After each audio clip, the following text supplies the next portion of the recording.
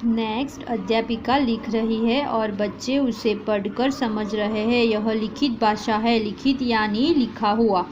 लिखित भाषा यानी जो हम लिखकर करते हैं उसे लिखित भाषा कहते हैं। हम लिखकर अपनी बात दूसरों तक पहुंचाते हैं।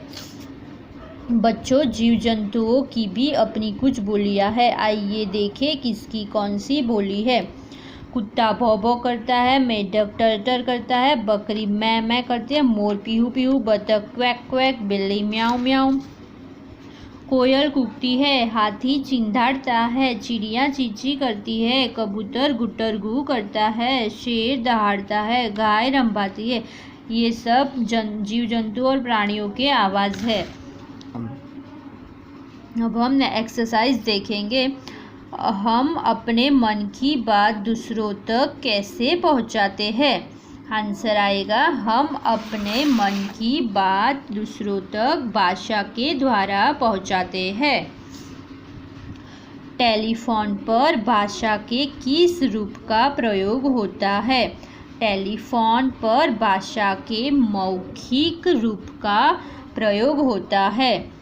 लिखते समय हम भाषा के किस रूप का प्रयोग करते हैं?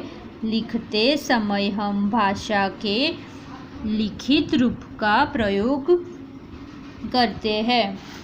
नेक्स्ट, राइट या रॉन्ग, सही या गलत का चिन्ह लगाइए। क, अपनी बात दूसरों को बताने के लिए हमें भाषा की ज़रूरत नहीं होती।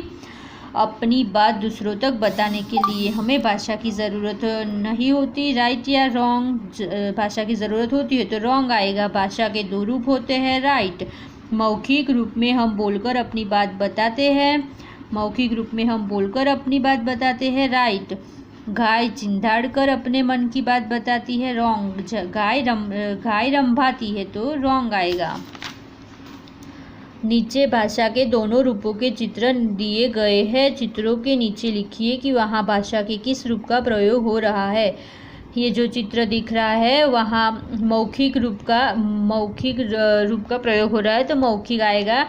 यहाँ स्टूडेंट्स लिख रहा है तो लिखित। यहाँ दादी और बच्ची बोल रही है तो मौखिक। और यहाँ कंप्यूटर पे लिखा जा रहा है तो लिखित। सही शब्द चुनकर खाली स्थान भरिए। हम डैश अपनी बात समझाते हैं। हम बोलकर अपनी बात समझाते हैं।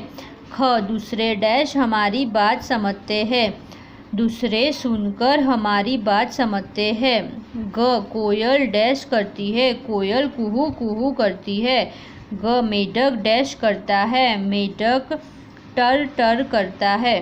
आपको ये एक्सरसाइज 1 टाइम अपनी फेयर बुक बनानी है और उसमें लिखनी है। Okay, thank you.